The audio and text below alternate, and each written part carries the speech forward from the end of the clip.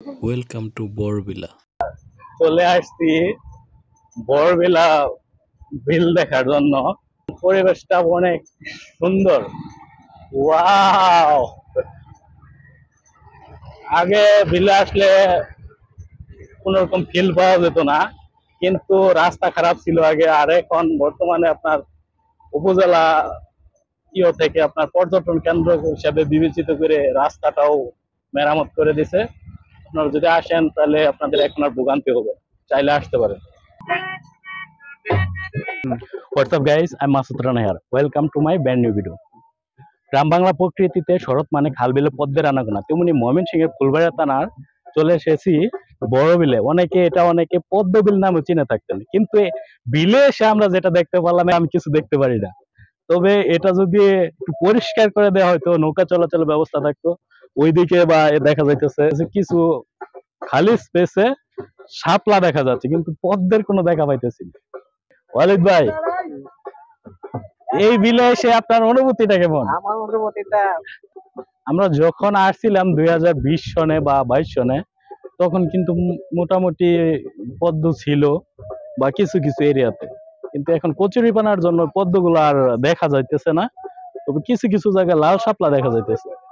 তবে গাইস, ইট পাথরের শহরে বসে না থেকে যদি আপনি প্রকৃতির সান্নিধ্যে আসতে চান, তাহলে বিলে আসতে পারেন। অন্তত আপনার মনটা ফ্রেশ হয়ে যাবে। এখানে নৌকা থাকলেও নৌকা চলাচলের জন্য উপযোগী না, বা চরে আটকা পড়ে যেরকম, সেরকম কচুরিপানার চরে আটকা পড়ছে এরকম বোঝা যাইতেছে। বিলে আসার পর আজকে হইতেছে ফ্রাইডে, অনেকে দেখেন যে বিলে আসছে, ওইদিকে দেখা যাচ্ছে একদল তারা নৌকা নিয়ে ঘুরতেছে।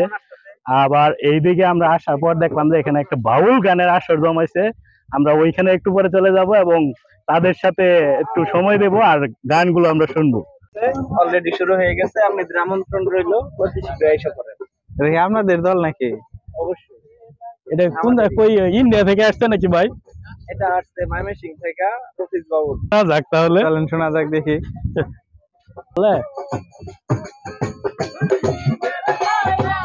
এইদিকে পুরানা, এইদিকে পরিষ্কার করে দিলে নৌকা চলো।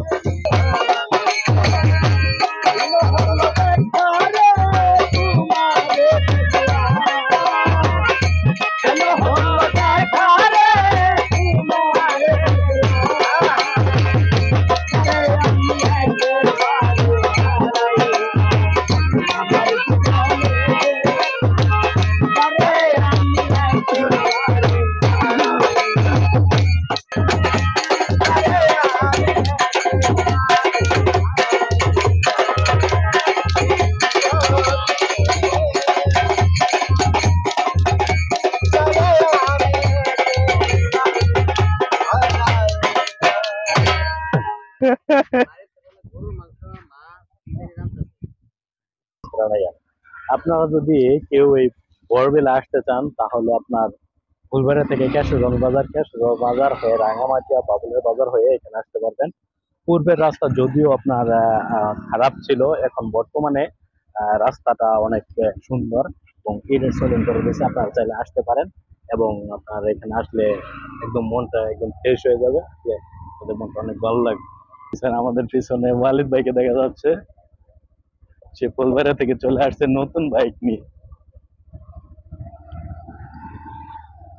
আশা করি আপনারা আসলেও হতাশ হবেন না।